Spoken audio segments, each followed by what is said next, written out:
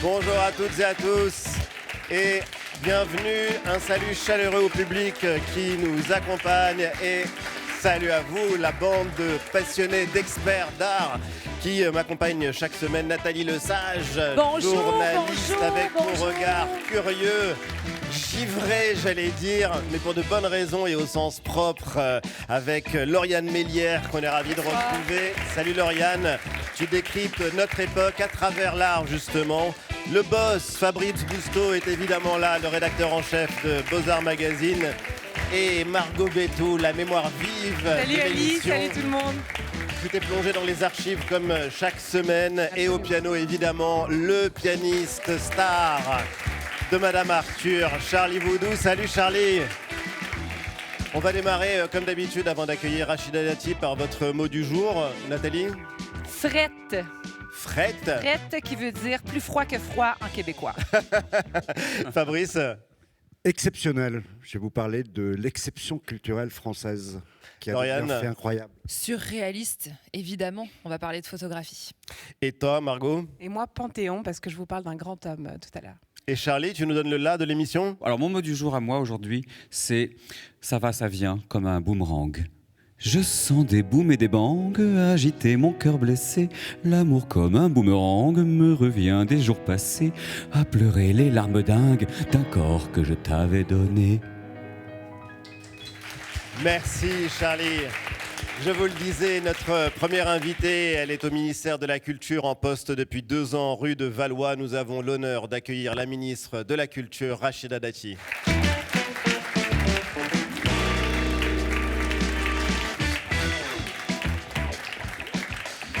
Madame la ministre, bonjour et bienvenue. Ravi de vous accueillir. Je vous présente l'équipe, le public qui nous accompagne. Installez-vous, on a beaucoup de questions à vous poser en ce début d'année justement sur la culture, sur l'art, sur le rôle de la culture dans la société. Comment la rendre accessible à tous et partout, c'est l'un de vos défis. Mais on va démarrer avec la question rituelle. La première question, qu'est-ce que l'art apporte à votre vie, Rachida Dati ?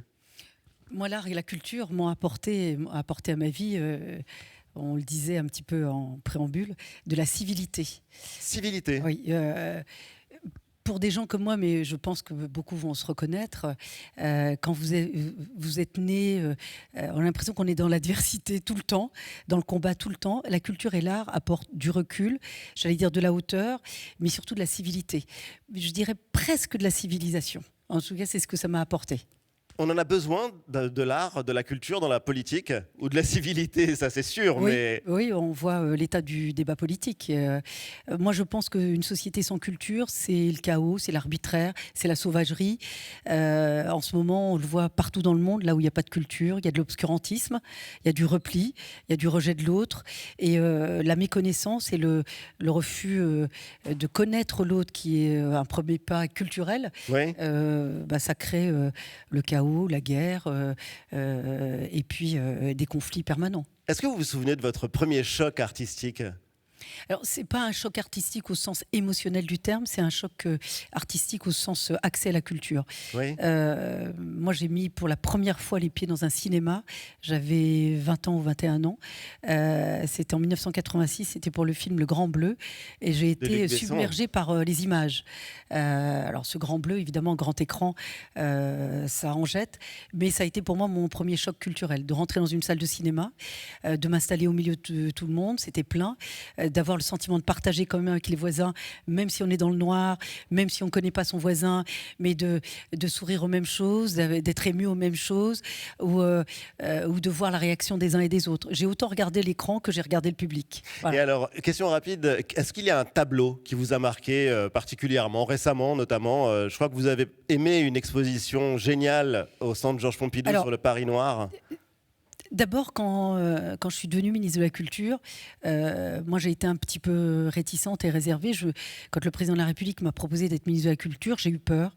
J'avoue que j'avais dit non, parce que j'avais peur. Je me disais, c'est pas pour moi. C'est pas pour moi parce que j'avais cet obstacle en disant c'est réservé à un certain nombre. Parce qu'on voit souvent la culture comme finalement un loisir ou un hobby ou quelque chose qui est assez inaccessible. D'ailleurs, certains s'arrangent pour la rendre pas si accessible que ça. ça, ne serait-ce que par des spectacles qu'on ne veut pas rendre accessibles, par des critiques dont on ne comprend pas nous-mêmes la critique, ou en essayant d'imposer une vision sur une œuvre artistique ou sur une création, en disant alors j'ai pas compris la même chose, donc je ne fais pas partie de ce milieu. C'est réservé à une élite. Nous, on a fait le pari inverse dans cette émission, justement. Et on a la chance, justement, sur TV5 de pouvoir parler de l'art en faisant le pari qu'il est accessible à tous. Et puis surtout, au-delà des frontières. Ouais. Et ça montre bien qu'on peut avoir une communauté de destin avec la culture qui dépasse les frontières. Ça peut devenir très universel. Alors, un tableau, une œuvre, une sculpture.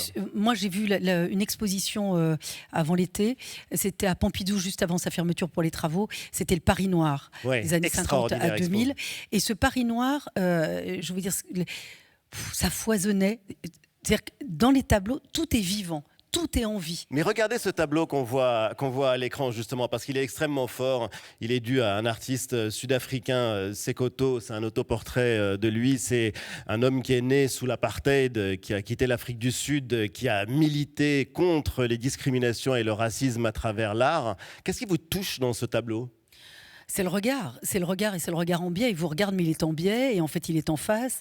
C'est la couleur et la couleur avec les nuances. Ouais. C'est-à-dire que rien n'est blanc, rien n'est noir, c'est le cas de dire. Et, on suppose qu'il est noir, mais en fait... c'est-à-dire qu'on voit un personnage noir, mais il n'est pas noir, il est en couleur. Donc il y a plein de choses qui reviennent dans votre tête. Alors chacun y trouve son compte. Est-ce que vous avez un musée préféré? Vous êtes en campagne pour Paris. Alors, est-ce que c'est possible d'abord de répondre à cette question? Oui, c'est possible, mais je vais vous dire, si vous m'aviez invité avant d'être ministre de la Culture, moi je suis maire du 7e arrondissement, j'adore le musée d'Orsay. Ouais. J'adore ce musée. Il y a le musée Rodin. Le musée Rodin, qu'adore Margot également, qui est un lieu où on peut tomber amoureux apparemment. Ah oui, et puis surtout, c'est un lieu. Vous pouvez êtes d'accord avec. Oui, parce on peut tomber amoureux dans un musée? Mais bien sûr. On peut draguer au musée aussi. On peut draguer au musée aussi. Tout est possible dans un musée. Parce que vous regardez le tableau, puis vous regardez la personne qui est à côté, puis vous regardez, puis vous discutez. Ça vous est déjà arrivé sans indiscrétion? Oui. Parce que, alors moi, je vais vous dire, je parle avec tout le monde tout le temps, et puis je tente tout. Donc voilà, ça ne m'arrête pas. Voilà. Il y a une phrase très puissante que vous avez prononcée: j'ai pu connaître des moments plus sombres dans ma vie. À chaque fois, l'art, la lecture, le cinéma m'ont sauvé. Vous croyez à l'art-thérapie? Alors, l'art-thérapie... C'est une question très personnelle. Mais oui, c'est une question très personnelle. Moi, j'ai eu un mariage contraint. J'ai mis 3 ans pour obtenir cette annulation de mariage. Je n'en avais jamais parlé et j'ai été garde des Sceaux quand ça a été révélé. Je n'en avais même pas parlé au président qui m'avait nommé garde des Sceaux. Un journaliste a voulu fouiller dans ma vie et fouiller de manière très malsaine. Donc, je me suis outée moi-même en disant qui j'avais épousé et dans quelles circonstances, sur une pression... communautaire, si je puis dire. Et 3 ans d'enfer, et j'ai quitté la France pour obtenir cette annulation de mariage. Et à un moment donné, je voulais pas me mettre en rupture avec ma famille, je voulais pas me mettre en rupture avec d'où je venais, je voulais pas me mettre en rupture avec ce que je voulais, c'est-à-dire la liberté et l'autonomie. Je me suis Mais l'art battue. vous a aidé à vous reconstruire ou à surmonter l'épreuve? Vous lisez des livres. Moi, j'adore la radio. Donc, j'écoutais beaucoup la radio. Je suis partie en Angleterre pendant 3 ans presque. Et la musique, la radio, même la radio parlée, j'écoutais des émissions au fil de l'eau. Et ça m'a beaucoup aidé. Ça vous évite de sombrer parce que parfois, vous dites je lâche l'affaire. Et en disant si je surmonte cette épreuve, est-ce qu'il n'y en a pas une autre qui va venir m'anéantir? Et donc là, finalement, ça peut changer aussi des trajectoires, et notamment des trajectoires sociales. Mais bien sûr, j'en suis la preuve. Ouais, et je pense que vous rencontrez, puisque Ali Badou l'a très bien dit, votre émission, ça permet de rendre plus accessible la culture. Moi, je suis sûre que quelqu'un... et d'en parler au grand public. Ou autre, qui écoute votre émission et vous parlez peut-être d'une exposition, d'un musée ou d'un film. Et maintenant, à l'heure d'Internet et des réseaux sociaux, il peut regarder et se dire je vais regarder ça parce que peut-être ça va me donner un peu cet oxygène qui va me manquer, ou juste le petit truc qui va vous dire il faut que je passe cette petite barrière pour rester en vie. Et donc, bien sûr que l'art sauve des vies. Et je ne vais pas tout ramener à moi, mais j'en suis la preuve vivante. J'ai eu des épreuves où j'étais à terre. Je me suis dit j'y arriverai pas. Quand vous venez d'un milieu où effectivement vous avez des parents qui ne savent pas lire, pas écrire. On a une histoire commune avec Ali, même si on ne vient pas du même milieu. Mais à un moment donné, vous dites, on n'y arrivera pas. La marche est trop haute. Et ben la marche, vous la grimpez avec un film, une musique qui vous adoucit aussi un peu. Moi, j'ai l'impression d'être en combat tout le temps. Ça peut être épuisant. La musique vous apaise aussi. Regardez sur les Vous écoutez quoi en ce moment ? En ce moment, je suis allée acheter des nouveaux vinyles parce que ma fille voulait un tourne-disque. Oui. Voilà. Je lui ai acheté elle a voulu acheter le 33 tours de Shadé et de Rosalia. Donc voilà, c'est les deux derniers Deux achats. très bons choix, Shadé et Rosalia. Il y a Justement. Cœur de Pirate également qui a lancé un album Ah oui, récemment. exactement. Je pense que ça pourrait vous Exactement. Et on va prendre justement une grande bouffée d'air frais et un peu d'oxygène comme chaque semaine dans la Grande Galerie francophone. On fait le tour de l'actualité culturelle et artistique. C'est la claque de la semaine.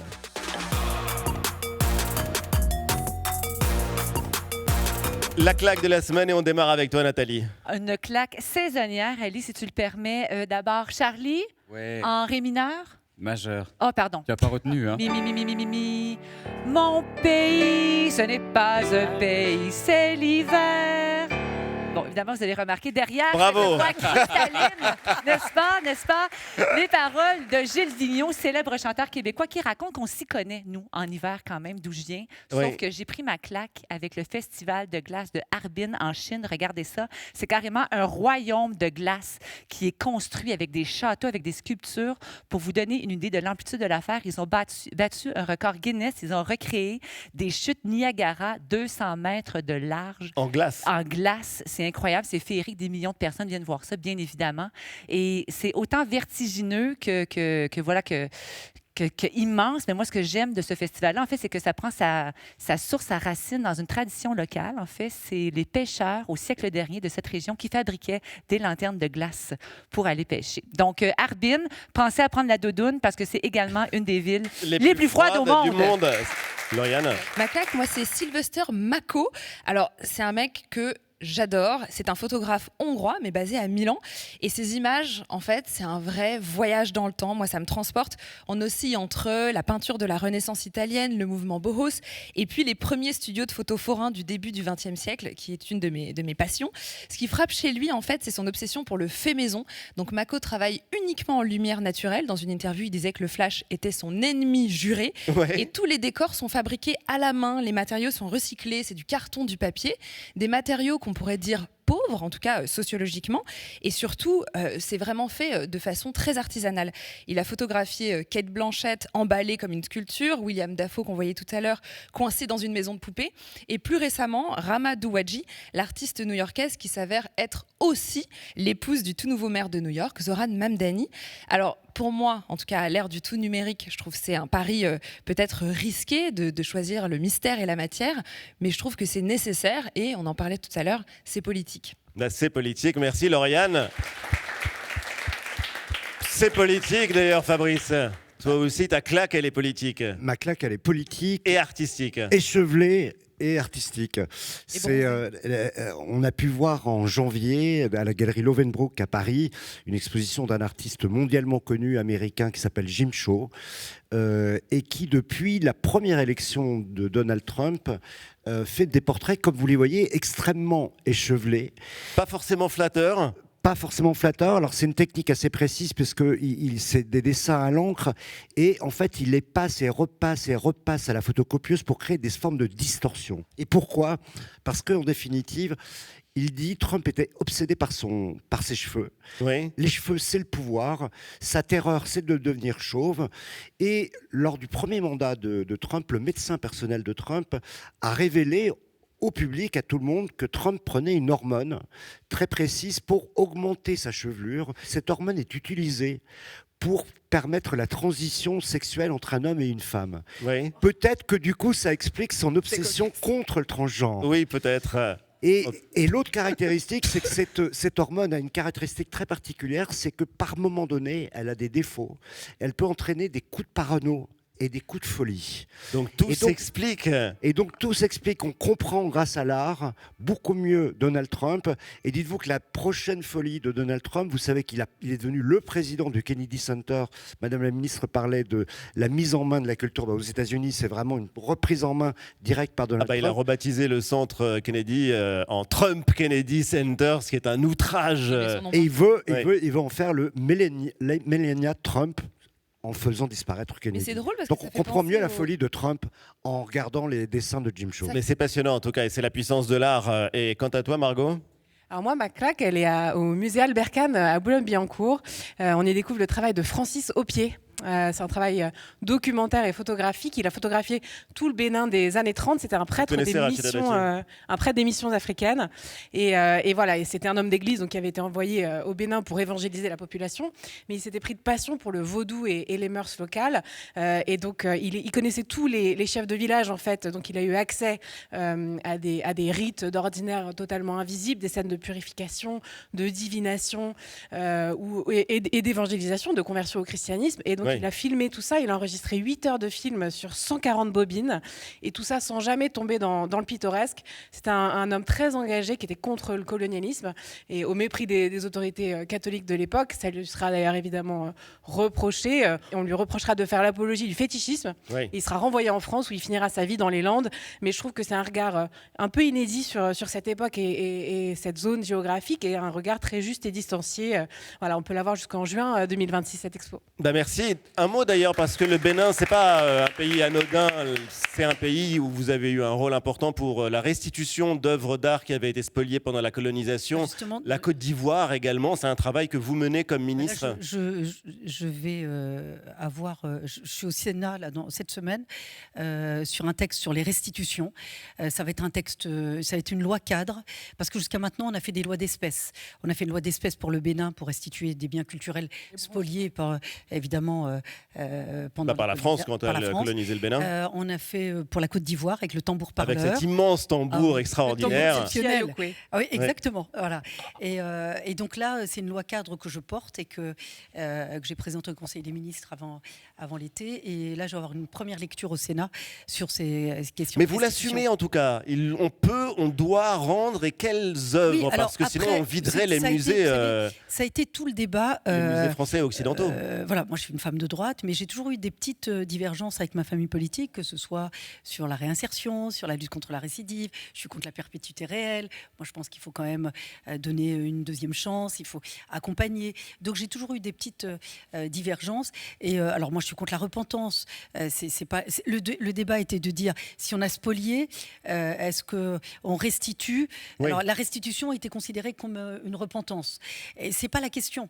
C'est-à-dire qu'il y a eu des moments historiques, la France a assumé son histoire. D'ailleurs, les chefs d'État et le discours de Ouagadougou du président de la République, Emmanuel Macron, a été une grande avancée. Et moi, j'ai été très surprise en arrivant au gouvernement d'aborder cette question sans polémique, sans caricature, alors que moi, je peux vous dire, on en a débattu pendant des années, y compris dans ma famille politique. C'était impensable. C'était impensable, parce que dès qu'on disait restitution, on disait repentance, on disait... Donc, on était très fébrile là-dessus. Et là, le texte va être débattu au Sénat. Et moi, je suis très fière de pouvoir porter ce texte. Charlie, ta claque ? Moi, c'est quelque chose de plus apaisé et à la fois très technique et très beau. C'est Tanabe Shikunzai 4. Alors 4, pourquoi ? Il vient d'une grande famille qui était à la base une famille de vanniers, donc qui faisait des paniers. Et de cette technique traditionnelle, il a fait des œuvres monumentales comme ça, uniquement en bambou. C'est incroyable. Et son nom, au tout départ, son nom d'artiste, c'était Shushiku, qui voulait dire petit bambou. Et il a récupéré le nom de son père. Et du coup, c'est le 4e de la génération qui veut dire, Shikunzai veut dire nuage de bambou. Nuage de bambou ? Tout à fait. C'est splendide. Oui. Merci Charlie. Mais de rien. Rachida Dati, vous restez avec nous. On va changer d'univers et rejoindre la neige chère à Nathalie, la neige dans tous ses états, sous le pinceau d'un peintre, alors non pas québécois, mais finlandais, Pekka Alonen. Une grande exposition lui est consacrée à Paris en ce moment. Mais qui était Pekka Alonen ? Alex Vizorek nous dit tout, c'est le Viseur Expert. Et aujourd'hui, partons à la rencontre de Pekka Alonen, un peintre finlandais né en 1865 et et qui avait l'air de ne pas trop aimer qu'on le dérange pour prendre des photos. Il est exposé au Petit Palais, même si au vu de certaines œuvres, il aurait peut-être été plus judicieux de l'exposer au Palais des Glaces. Par rapport à la neige. Alonen a peint énormément de paysages finlandais, comme celui-ci, ou celui-là. On peut dès lors assez facilement imaginer à quoi ressemblait son ticket de caisse chez son fournisseur de peinture. Encore du blanc, tiens, Alonen ? Oui, toujours du blanc.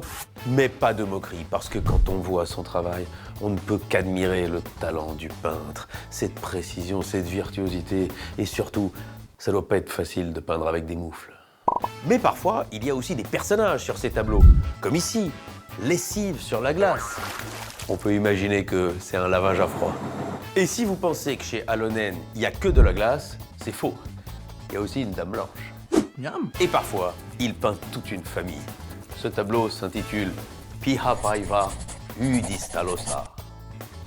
Il manque un tréma sur le A, le dernier. Ouais. Sinon, ça ne veut pas dire la même chose, évidemment. Allez découvrir Pekka Alonen, c'est jusqu'au 22 février au Petit Palais. Je m'en irai mourir dans le paradis blanc. Pekka Alonen, revu et corrigé par Alex Vizorek. Et c'est vrai que c'est extrêmement difficile de peindre la neige, de peindre le blanc. C'est un exercice assez magistral. Rachida Dati, vous défendez depuis 2 ans à la tête du ministère de la Culture une culture pour tous, accessible partout. Comment faire de l'art ce que vous appelez une expérience quotidienne ? C'est ça l'exception française ? En France, on a des déserts administratifs ou parfois même on parle en ce moment de déserts médicaux. On n'a pas de désert culturel. Vous allez dans. C'est pour ça que quand je suis arrivée, j'ai pris l'axe de faire un plan culture et ruralité. Oui. C'est les territoires ruraux, c'est 80%, je crois de mémoire, du territoire national. La ruralité, elle est partout en France. C'est notre force. C'est ce qui fait que la France est un écrin culturel. Et nous avons un tiers de la population qui vit en ruralité. Donc j'ai commencé par ce plan culture et ruralité qui s'est bien déployé et parce qu'il n'y a pas de désert culturel. Je fais des maires avec un village, 200 habitants, une abbaye exceptionnelle, Oui. un château, une maison historique, un lavoir, une ancienne usine. C'est du patrimoine culturel et généralement on y fait beaucoup d'activités. Le problème c'est pas le manque d'équipements culturels ou de lieux culturels. Moi je pense que c'est la mise en valeur, c'est l'accès, c'est ouvrir les portes, c'est faire venir tout le monde. Lorsque je suis devenue ministre, j'ai beaucoup axé sur la médiation. J'ai changé le comité stratégique, par exemple, du Pass Culture, qui est un outil d'accès à la culture. Oui. La part collective, par exemple, dans les écoles. Ce Pass Culture permet de donner aux enseignants une possibilité d'emmener des enfants dans des lieux culturels dans lesquels ils n'ont pratiquement jamais mis les pieds. J'ai fait comme ça une évaluation. 90% des enfants qui arrivent à la culture par le Pass Culture, sur la part collective, 90% n'avaient jamais mis les pieds dans un équipement culturel. Ah oui. Et donc, c'est important. Alors, vous avez par collectif, par l'école. Ensuite, par individuel, c'est l'autonomisation culturelle. Je fais mon choix d'un spectacle vivant, d'une exposition. Je l'ai réformé, je l'ai recentré sur la réduction des inégalités, avec une majoration pour les boursiers, les enfants en situation de handicap, les jeunes apprentis, même si c'est un peu compliqué à mettre en œuvre. Et j'ai changé le comité stratégique, où c'est un petit club entre eux. J'ai mis des DRAC, donc le ministère de la Culture dans les territoires. Dans les régions, oui. Les collectivités locales, je les ai mis au comité stratégique. J'ai mis évidemment des jeunes qui peuvent aussi aider à la programmation et la médiation. Et donc, ce Pass Culture, accès à la culture sur tous les territoires. Ensuite, la médiation.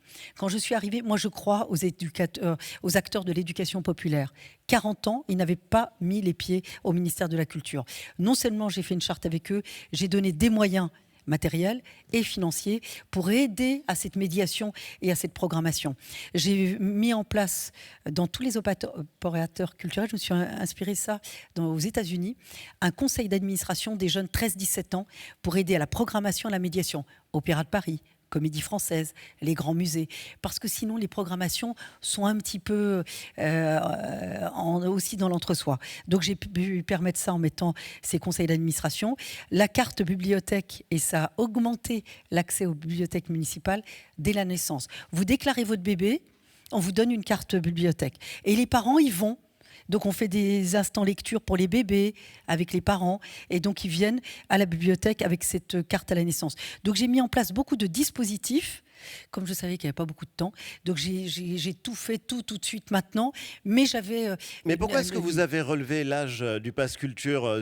On a beaucoup de jeunes avec nous dans la salle, mais ça réduit le nombre de personnes ça réduit qui peuvent pas. avoir accès. Ça chevauchait à avec le pass culture sur la part collective, et donc il y avait un enjeu financier.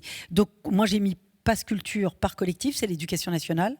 Et Pass Culture par individuel, c'est le ministère de la Culture. Donc la jonction, elle se fait collectif-individuel. Mais il y a des dispositifs qui sont d'aide à cet accès à la culture. Vous n'arrivez pas à la Comédie Française, comme ça, un jour j'avais dit... Par hasard. Quand vous mettez des jeunes, vous les emmenez à la Comédie Française, parfois ils ne savent pas y accéder. Et je me rappelle, France Culture a voulu vérifier mes propos. Ils ont suivi des jeunes, pensant me contredire sans doute, et ils ont suivi des jeunes à la Comédie Française qui, certains, ont dit en interview, en disant « on n'y remettra plus les pieds, ça a été trop brutal pour nous ». Il faut accompagner. La peinture, vous n'accédez pas à la peinture comme ça. Et moi, je me souviens d'enfants sur des peintures du Louvre, oui, notamment la Renaissance. Alors, il y avait des nus. Et je me rappelle, je disais aux enfants, qu'est-ce que vous voyez? Expliquez-moi. Et il y avait des petites filles qui expliquaient à des petits garçons qui disaient, alors, elles sont nues, ouais, mais ça n'est pas choquant. Et donc elles expliquaient pourquoi c'était pas choquant. Et j'ai gardé cette expression parce qu'il y avait les garçons qui disaient oui, elles sont toutes nues. Elles disaient oui, mais ça n'est pas choquant. Et elles expliquaient de la petite médiation dont elles avaient bénéficié pourquoi c'était pas choquant. Moi, ça m'a fait plaisir de pouvoir tourner avec ces enfants qui accédaient à la culture par la médiation. Alors, en parlant justement du Louvre et de choquant, vous avez défendu la présidente du Louvre considérablement. Est-ce que vous avez eu le sentiment, en tout cas moi c'était mon sentiment, qu'il y a une sorte de Louvre bashing pendant cette affaire de cambriolage, un Louvre bashing de la part des médias et y compris même de certains politiques? Je vais vous dire, il y a eu plutôt un dati bashing. Ça aurait été une autre ministre, je pense qu'on aurait pris ce cambriolage et ce braquage de manière comme ça peut arriver. Moi, je ne suis pas présidente du Louvre, ce n'est pas moi qui l'ai nommé, et ces opérateurs sont autonomes, y compris dans leur fonctionnement. Donc ça, moi, je fais fi. Vous savez, les attaques, j'en ai eu depuis que je suis en politique, ça continue, je continuerai. Parce que moi, je ne m'arrête pas à ça, sinon, vous oubliez votre mission. Moi, je trouve que, j'ai appris ça avec Simone Veil, qui me disait, quand on a du pouvoir ou quand on est au pouvoir, il faut vite agir.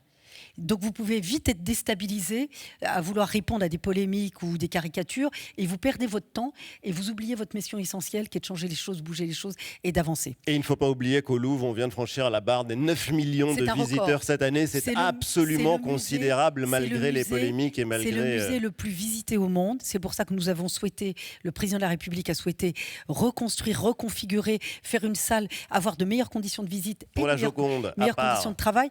Mais c'est un point, pardonnez-moi si vous me permettez, sur le Louvre. La gouvernance, ça c'est le principe. Pour être président du Louvre, il faut être conservateur. C'est un statut qu'on doit avoir. Donc le vivier est très petit pour trouver justement des dirigeants. Et ensuite, j'allais dire, peut-être que mon propos, parfois vous avez dans ces grands musées des luttes des classes, pardon de l'expression, mais c'est une réalité. Parce qu'on a tellement de corps, de catégories, y compris sociales différentes, dans un fonctionnement. Moi, c'est pas que j'ai surprotégé ou protégé la présidente du Louvre. Je ne pouvais pas décapiter un grand musée, le plus grand musée du monde, à l'approche des fêtes et qu'on puisse s'arrêter. Mais moi, j'entends les organisations syndicales. Je suis avec eux pratiquement tous les jours et je leur ai dit que j'allais prendre mes responsabilités s'agissant de la gouvernance du Louvre. C'est pour ça que je vous l'annonce un peu à vous. Mais c'est une réalité. Ils ont une forte attente et moi, je les vois et j'y réponds parce que leurs revendications, elles sont légitimes. Vous allez changer la gouvernance ? Il faut revoir la gouvernance et l'organisation. Par exemple, la sécurité sur les équipements culturels, il faut revoir l'organisation, on va revoir aussi les personnes, mais la sécurité sur les équipements culturels, on n'a jamais considéré un musée comme une banque ou comme un établissement pénitentiaire. Mais ça veut dire au revoir Laurence Descartes ? Non, mais ça veut dire qu'il faut revoir la gouvernance avec une feuille de route, avec une convention d'objectifs. Par exemple, et je n'étais pas là, quand vous nommez un président, vous lui donnez une convention, elle signe une convention d'objectifs, avec des objectifs très clairs. C'est vrai que la sûreté et la sécurité, c'est pas ce à quoi on pense de manière évidente pour un musée. On pense muséographie, exposition, rayonnement, attractivité, diversité des publics. Mais c'est elle la responsable de la sécurité ? Non, justement, la sécurité, en fait, fait, dans les musées, c'est souvent le département objet d'art, il a sa sécurité. On a plus pensé sécurité et sûreté des publics plutôt que des œuvres, plutôt que des bâtiments. Et le Louvre a une spécificité. En soi, son bâtiment est une œuvre d'art. Et donc, on a des contraintes liées à l'architecture. Vous ne pouvez pas mettre une caméra de vidéoprotection. Ça n'a pas été construit comme un musée, c'était un palais. Exactement. Et donc, vous ne pouvez pas abîmer les murs. Il y a des peintures qui sont quasiment murales. Donc, c'est très compliqué de sécuriser ce type d'établissement. Et là, malheureusement, mais à la faveur de ce braquage, nous accélérons justement la sécurisation de ce site, mais nous accélérons aussi donc ça va la changer, sécurisation de l'ensemble des sites culturels en France. Dans combien de temps à peu près? Ah ben là, moi j'ai lancé toutes les études. Non, mais certains, il y a des travaux de sécurisation qui sont déjà en cours et qui sont aussi en cours dans d'autres grands musées en France. Et le mouvement de gouvernance dont vous venez de parler, il aura lieu? Il est en cours. Il est en cours. Voilà. Bon, bah écoutez, c'est très bien répondu. Elle a été soutenue par une pétition par tous les présidents de tous les musées du monde entier, Laurence Descartes. Oui, mais elle n'en est pas responsable. Il y a des défaillances, des dysfonctionnements. C'est-à-dire qu'elle n'est pas responsable au sens, c'est pas elle. C'est-à-dire que si vous me dites, est-ce que l'alarme a fonctionné? Oui. Est-ce qu'il y avait le nombre d'agents? Oui. Mais il y a eu des dysfonctionnements et des défaillances. Sinon, le vol n'aurait pas eu lieu. Donc, elle a aussi une responsabilité. Mais c'est facile parce que ceux qui m'attaquent en disant, on a l'impression que c'était moi qui étais favorisé ce cambriolage. Mais elle aussi beaucoup. Oui, non, c'est que si, ok, je la vire le jour même, ok, on fait quoi le lendemain? Oui. Comment on ouvre, Et j'avais pas de numéro 2 ou numéro 3. D'autant qu'elle est respectée dans le monde entier. Oui, mais c'est pour ça un très grand conservateur. Et c'est moi qui vous le dis, il ne faut pas de brutalité sur cet événement grave qui a choqué tous les Français. Le musée du Louvre, il appartient à tous les Français.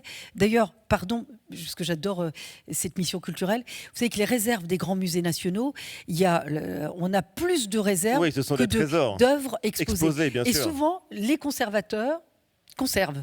Et donc, moi, j'ai multiplié, j'ai augmenté de plus de 100% la circulation des œuvres sur le territoire national. Les œuvres qui sont dans nos musées nationaux, et en particulier à Paris, appartiennent à tous les Français. Et donc, j'ai demandé à ce que ce soit exposé dans tous les musées territoriaux. Donc, on a fait un grand mouvement de circulation des œuvres et des œuvres majeures. Vous essayez toujours de récupérer les bijoux? L'enquête est toujours en cours. Oui. Voilà. 2026, c'est une année anniversaire, Rachida Dati. Et quel anniversaire! Il y a 200 ans naissait la photographie, l'un bicentenaire, une grande fête populaire aussi partout en France avec des événements dans la capitale, évidemment, au Grand Palais pour son lancement, mais dans toutes les villes du pays. 200 ans d'images. Cette révolution, qu'est-ce qu'elle représente pour vous? La France, je disais, maintenant, je voyage de plus en plus, évidemment pour la culture. Quand je voyage seule en ma qualité de ministre de la Culture, tout le monde veut la culture française. C'est-à-dire que tout est culture chez nous. Et quand j'accompagne le président de la République, il y a des négociations de contrats très stratégiques, industriels, économiques. Oui. Alors, quand on arrive à la culture, alors vous disent, alors la culture, c'est la France, on négocie pas. Et maintenant, et j'ai quand même un petit peu d'expérience et d'ancienneté. Avant, les coopérations culturelles ou les contrats s'agissant de la culture, et on avait les partenariats stratégiques. Il y a différents niveaux de partenariat. La culture était là. Là, maintenant, la culture est dans tous les partenariats stratégiques avec les pays. Et moi, j'ai vu, par exemple, les pays d'Asie, les pays du Golfe, les pays d'Afrique, aux États-Unis, dès que la culture, on veut tout, on veut. Nous sommes les meilleurs au monde, muséographie, meilleurs au monde, archéologie, meilleurs au monde, la photo, meilleurs au monde pour le film d'animation. En Australie, les grands films d'animation, les fondateurs, les créateurs français. Et donc, moi, je suis l'architecture. On est les meilleurs au monde. On est les meilleurs au monde. Et je dis pas ça pour faire cocorico, parce que c'est une réalité. C'est notre force, la culture. Et donc, évidemment, la photo, c'est comme le cinéma. On en est les fondateurs. Donc, on est très content de faire les 200 ans. Et puis, moi, j'ai une petite anecdote, parce que Nicéphore Niepce est né dans la ville où je suis née. Alors justement. Et donc, il y a pas un mausolée, mais et tous les dimanches, mon père nous emmenait faire des photos sous cette pierre. J'ai failli vous apporter la photo, on était enfant, parce qu'on est 11 enfants, on était sous cette... ce grand, j'allais dire mausolée, cette grande commémoration, ce bâtiment où effectivement on a la naissance et la mort de Nicéphore Niepce. Alors Nicéphore Niepce, justement, Nathalie, puisque on ne le sait pas, mais la photo a été inventée il y a 200 ans. Par Nicéphore, donc par une une fierté, femme. une grande fierté française, et vous l'avez nommé à juste titre. Et justement, c'est toute la France qui sera photo pour ces célébrations de 200 ans. Et je me demandais, pour nous, là, les pays lointains, est-ce qu'on peut penser à une exposition itinérante qui présenterait d'ailleurs une partie de l'histoire de la photo à travers le travail de Nicéphore, mais peut-être d'autres pionniers français? Je pense à Louise Lafont, première femme photographe et qui était française. Il y aura plus de 200 événements partout en France et toutes les villes de France seront concernées, mais au-delà.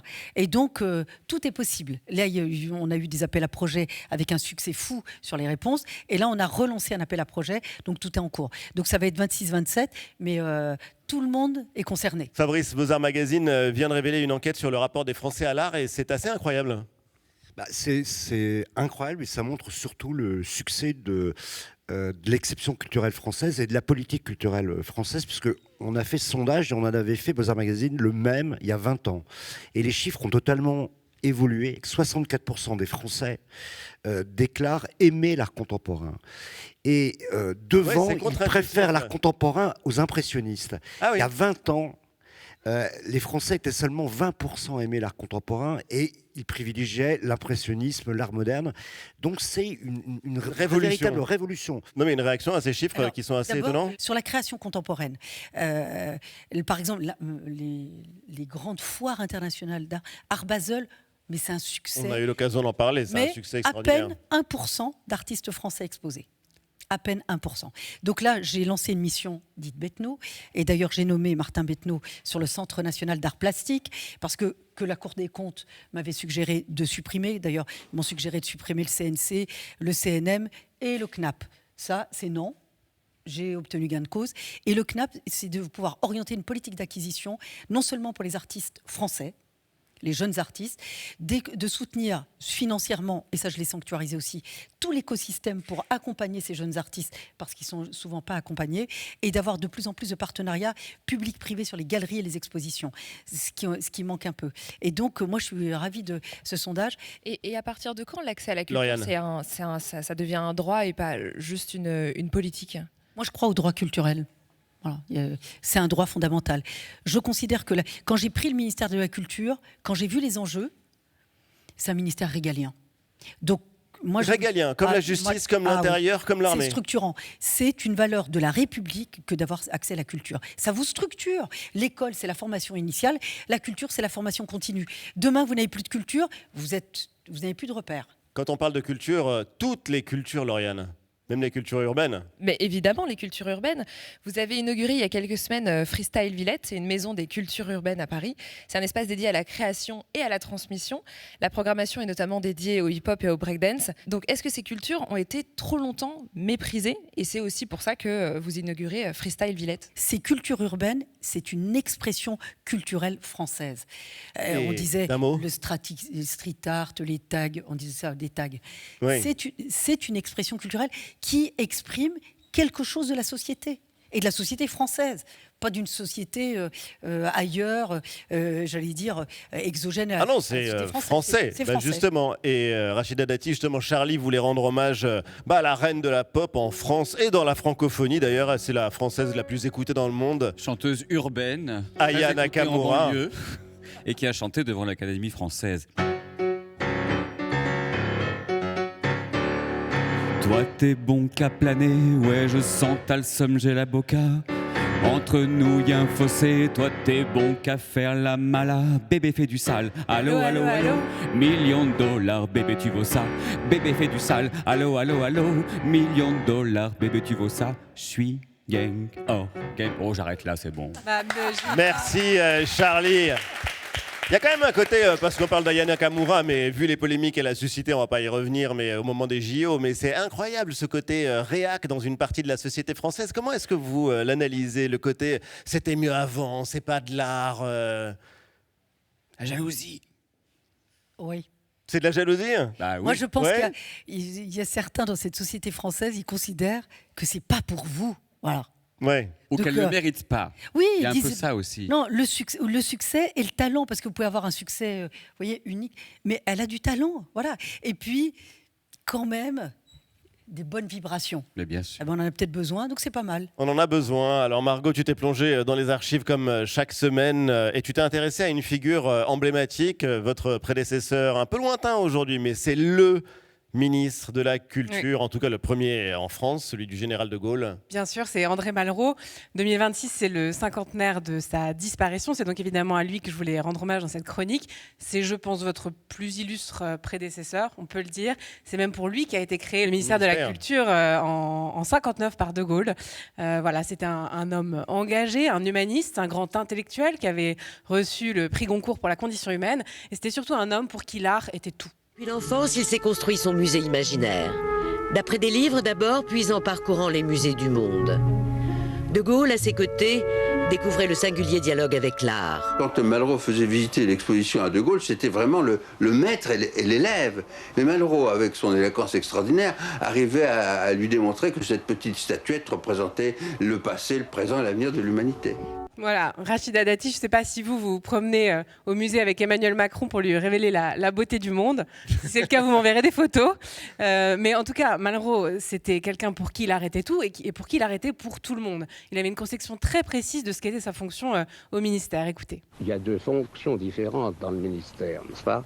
Il y a d'une part ce qu'on peut faire. Or, ce qu'on peut faire, j'y attache une énorme importance. Dans un univers qui, à mes yeux, est, comme vous le savez, un univers passablement absurde, il y a quelque chose qui n'est pas absurde. C'est ce qu'on peut faire pour les autres. Or, il est bien évident que je ne suis pas solidaire d'une conception culturelle qui serait une conception, disons, aristocratique, pour prendre un mot bienveillant. Je suis absolument solidaire de l'autre côté. C'est dingue. C'est totalement d'actualité. Moi, je pense qu'il a tout dit, et c'est d'actualité, et c'est important de le rappeler. Une remarque, il faut que le ministre soit très politique pour être ministre de la Culture. Ah oui. Il faut qu'il soit très politique, il faut qu'il soit un ministre fort et très haut dans le rang protocolaire. Moi, je l'ai fait augmenter parce que ça vous donne des priorités budgétaires. Ben, il faut que le combat continue. En tous les cas, moi, quand je n'y serai plus, je me battrai pour que le ministre qui puisse être nommé soit un ministre fort, y compris politiquement, pour emporter évidemment tous ces arbitrages et autre chose. Je considère que c'est un ministère affaires réservées. Enfin, vous savez, c'est le domaine réservé du président. Oui. Moi, je considère que c'est un domaine réservé du président. C'est au même niveau que la défense. Que la diplomatie. Et que la diplomatie. Rachida Dati, vous restez avec nous. On a maintenant le bonheur d'accueillir une artiste plasticienne. Elle est originaire d'Afrique du Sud, finaliste du prestigieux prix Marcel Duchamp pour l'art contemporain. Son travail est exposé partout dans le monde. Il explore la mémoire, la frontière entre le visible et l'invisible. Bianca Bondy va nous rejoindre, mais d'abord son portrait en 3 mots signé Damien Cabrespine. Bianca Bondy en 3 mots. Mot numéro 1, cristallisé. Bianca Bondy crée des installations à base de sel, une matière réactive qui comporte en elle une dimension de transformation et de sacré. Des fois, c'est vraiment une pensée. Des fois, je suis allée jusqu'aux 10 tonnes de sel. Des maisons figées, des objets cristallisés. Bianca Bondy est une magicienne du temps. Elle pétrifie des scènes de la vie quotidienne, tout en glorifiant la notion d'éphémère. Mot numéro 2, organique. Bianca Bondy privilégie les matières organiques et naturelles, vulnérables et volatiles. Que j'apprécie ou pour leur vertu ou des choix esthétiques. Des phénomènes d'oxydation, des croûtes et des champignons. Dans son travail, les éléments se transforment. Ils passent de l'état solide à l'état liquide ou à l'état gazeux. J'ai envie de montrer que tout vibre. J'ai envie de montrer qu'il y a une vie présente dans la matière. Et enfin, mot numéro 3, chineuse.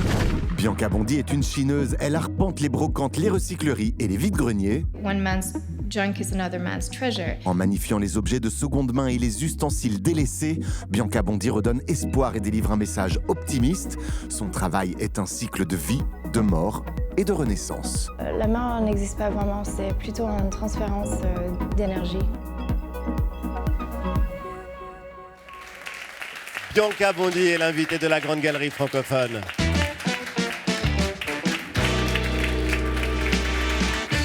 Bonjour Bianca et bienvenue Je vous présente Rachida Dati, toute l'équipe et le public également. On est ravis de vous recevoir. Je le disais, en fait, vous êtes l'une des finalistes du très prestigieux prix Marcel Duchamp. Vous avez exposé votre installation Silent House. Alors, en bon français, ça veut dire la maison silencieuse au Musée d'Art Moderne de Paris. Et on va voir sur ces images, vous allez nous le raconter, cet espace. On voit une maison qui est figée. On voit des cristaux de sel. Qu'est-ce qu'il raconte, cet endroit que vous avez créé ? En fait, c'est important qu'une œuvre soit le plus ouverte possible. Donc, bien sûr, ça part de plein de choses très intimes, mais avant tout, je voulais montrer ce que Carl Jung expliquait. La maison dont on rêve, c'est une maison psychique. C'est pas une maison physique. Donc, pour moi, c'était très important, par exemple, qu'on y trouve... Une maison psychique. Voilà, c'est ça le mot. Non, mais psychique oui. Et pas physique. Exact. Et c'est pour ça qu'il y a certaines des pièces qui sont inversées. C'est pas stable, c'est quelque chose qui est dans une autre couche. C'est pas. Oui, les horloges ne donnent pas l'heure, on est dans une autre réalité, on est dans un univers qui relève quasiment de la magie. Vous dites que vous avez, et c'est fascinant quand on regarde votre travail, une histoire d'amour avec le sel. Pourquoi ça ? Oui, alors, bon, je peux parler très très longtemps sur le sel, mais c'est... Allez-y, c'est passionnant et c'est intriguant. En fait, j'ai eu beaucoup de chance de faire une résidence artistique en Cameroun en 2011. Et en fait, on était en plein milieu de la jungle et... En fait, j'avais rien amené avec moi. Je voulais vraiment m'inspirer du lieu. Je faisais des balades. Et là, je fais une rencontre de la magie où, en fait, il y a des tas de sel, du sang, des plumes. C'était extrêmement fort. Et moi qui avais déjà une pratique de magie depuis longtemps, j'ai eu un déclic. Et je me suis dit, cette matière qui est tellement humble, qui est tellement présente dans nos quotidiens. Le sel. Exactement, le sel. Plus qu'on commence à creuser, on se rend compte que, en fait, elle est présente au travers de toutes les cultures, toutes les croyances spirituelles au monde. Et c'est tout à fait ça. C'est tellement humble, mais symbolique, puissante, réactive. Et c'était un déclic. Et c'est génial parce que c'est vrai que vous avez travaillé au Cameroun, mais vous avez été aussi exposé dans les espaces les plus prestigieux à New York, partout en Europe. La Villa Médicis vous y a accueilli. C'est quelque chose qui relève de chez vous. D'ailleurs, Rachida Dati, la Villa Médicis, pour une résidence d'artiste. Et toi, il y a quelque chose, Margot, qui t'a frappé dans le travail de Bianca ? Oui, absolument. Vous utilisez des meubles de seconde main. J'ai vu ça. Et vous suivez des rituels donc pour purifier les objets. Pourquoi vous les purifiez ? Est-ce que c'est justement un héritage de ces endroits où vous avez été qui vous ont inspiré ? Est-ce que c'est un héritage magique ? Alors, c'est très simple. C'est parce qu'en fait, pour moi, c'est important qu'un objet a déjà un aura. J'ai une pratique qui est avant tout aussi écologique, donc je ne veux pas rajouter, je préfère utiliser ce qui existe déjà dans le monde. Donc, je vais chiner ces objets. Des objets qui ont une aura. Exactement, qui ont un passé. Comme quelque chose de mystique. Oui, ils ont vécu, spirituel. Ils ont passé d'un main à un autre. Et en fait, quand je les... Purifie ? Oui, quand je les fais rentrer dans l'atelier, tout simplement, d'abord, je les passe par un bain d'eau salée parce que ça enlève les toxins, ça fait un pH neutre, donc ça purifie scientifiquement, mais métaphysiquement, ça enlève comment on dit dans mon pays, the bad juju. Donc, Votre pays, l'Afrique du Sud. Oui, exactement. Oui. Donc, les mauvaises ondes. Et donc, on a une base sacrée, sain. Vous avez l'air impressionné, Rachida Dati. Non, mais c'est vrai, le sel, c'est vrai que c'est culturellement, ça a une symbolique importante, parfois la même d'un pays, d'un continent à un autre. Mais c'est vrai que le sel, c'est basique. Et mais sa tous valeur les pays... a beaucoup évolué aussi d'ailleurs. Pendant un temps, ça a été une monnaie. Oui, le ça a sel, été donc on s'en quasiment servait de pour, l'or. oui, quasiment comme de l'or. On s'en sert aussi dans des rituels pour justement des rituels chamaniques. Oui, les rituels de purification. Et c'est assez étonnant. Et c'est un matériau aussi de conservation. Et ce qui marque dans le travail de Bianca, les mots que vous utilisez souvent d'alchimie. Là, vous venez de parler de aura. Ça me fait penser à la réflexion du philosophe Edgar Morin, qui considère que les artistes sont en quelque sorte des chamans ou des médiums, c'est-à-dire qui révèlent l'inimaginable, l'indicible, ce que nous autres humains, nous ne savons pas. Est-ce que vous Mais pensez c'est qu'un magnifique, artiste est là, un on médium? voit à l'écran ce que vous faites avec le sel. Alors, je trouve que le mysticisme, déjà, c'est juste une autre manière d'activer ces autres couches de notre monde, de nous rendre plus sensibles à ça. Tout artiste, je pense, joue un rôle où, en fait, pour la plupart, on ne sait pas vraiment ce qu'on fait, parce que ça passe au-delà des mots. On capte ce qui est dans l'air, on essaie de le transmettre de notre façon. Donc, peut-être c'est juste parce qu'on est un peu plus sensible à tout ce qui est sous-jacent, je ne sais pas, mais... Donc, vous êtes en effet une artiste hors norme avec une approche très, très, très particulière. Fabrice le dit, vous êtes aussi également un peu chaman. Vous êtes aussi un peu chimiste parce que c'est ça, vous intégrez des réactions chimiques, des rituels mystiques dans vos créations. Et moi, je trouve ça très fascinant ce que vous faites. Et je me demandais, comment naissent vos œuvres? Est-ce que c'est par l'alchimie? Est-ce que c'est par la magie? Est-ce que c'est par l'objet? Par l'absence? Donc, par où elle vous attrape le désir de créer? Alors, j'ai beaucoup de chance d'être une chimiste ratée. C'est ça qui fait la différence. En fait, j'ai toute ma vie voulu être pilote de ligne et j'étais... Ah oui? Oui, depuis ma plus Pilote jeune âge, d'avion? Oui, jusqu'au 18, je disais même à mon père, je voulais... C'est pas trop tard, hein? Vous êtes encore toute jeune? Non, j'ai 40 ans. C'est encore jeune. C'est ce que je dis. Jeune, Bianca. C'est bien ce que je dis. Et non, en fait, comment ça naît? En fait, c'est très important pour moi d'être impliquée dans l'espace où l'œuvre va être montrée, son territoire. Essayer de comprendre quels sont les enjeux, qu'il y a une dimension aussi sociale, écologique, que c'est pas juste amener une œuvre et le placer, mais vraiment avoir un dialogue avec... les éléments, locaux. les 4 éléments qui sont Oui. extrêmement importants. Qu'est-ce qu'elles deviennent vos œuvres une fois que vous les avez exposées? Alors ça fait partie un peu de la même question parce qu'en fait, quand je suis invitée sur un projet, je tiens que, en fait, j'arrive avec peut-être une valise d'objets symboliques. Et sur place, je trouve le sel est local, les autres éléments sont locaux, c'est chini localement. Et par la suite, je recycle mes œuvres. Donc, je ne suis pas du tout une artiste commerciale, d'ailleurs, qui est très compliquée, mais c'est hyper important aussi qu'on met... c'est important pour moi, cette dimension-là. Donc, je prélève certains éléments qui peuvent avoir une autre vie, mais la plupart sont recyclés. Non, mais c'est intéressant, votre démarche. Vous, ça vous parle, Rachida Dati, l'histoire du sel? Il y a une expression en arabe, parce qu'en disant, quand on veut se lier, on dit on partage le sel.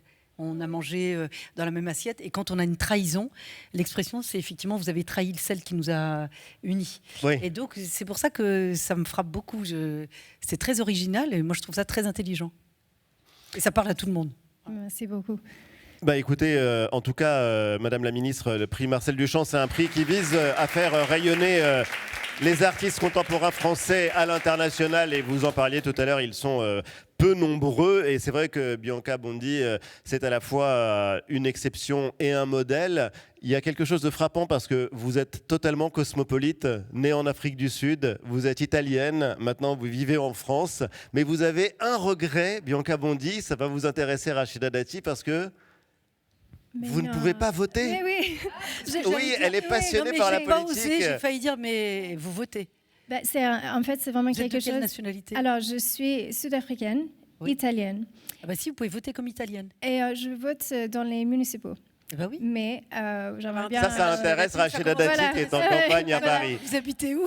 À Champigny-sur-Marne. On connaît du monde.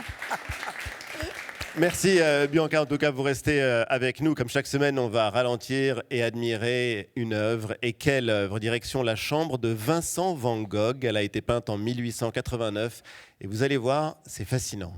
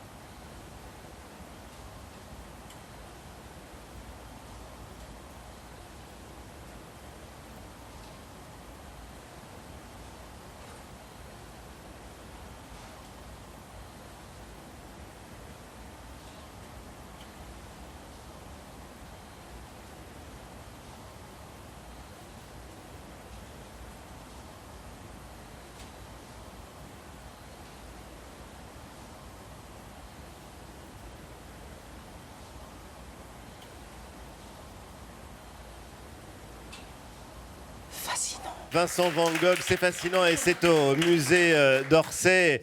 Merci infiniment en tout cas à toutes les deux. Merci Racheda Dati, merci Bianca. Merci à vous de nous avoir suivis. On se retrouve en replay sur l'appli TV5 Monde Plus.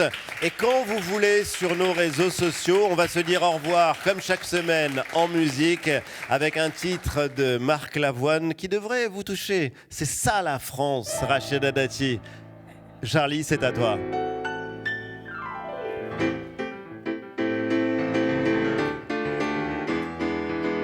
Ça boit le petit noir ou le petit vin blanc. Ça cherche la bagarre et du boulot souvent. Ça lève le poing, ça bouge, ça manifestation. Ça sort tous les samedis, dépenser son pognon. C'est ça la France. C'est ça la France. Bravo et merci Charlie. Salut à tous, merci de nous avoir suivis et à la semaine prochaine, sans faute pour la Grande Galerie francophone.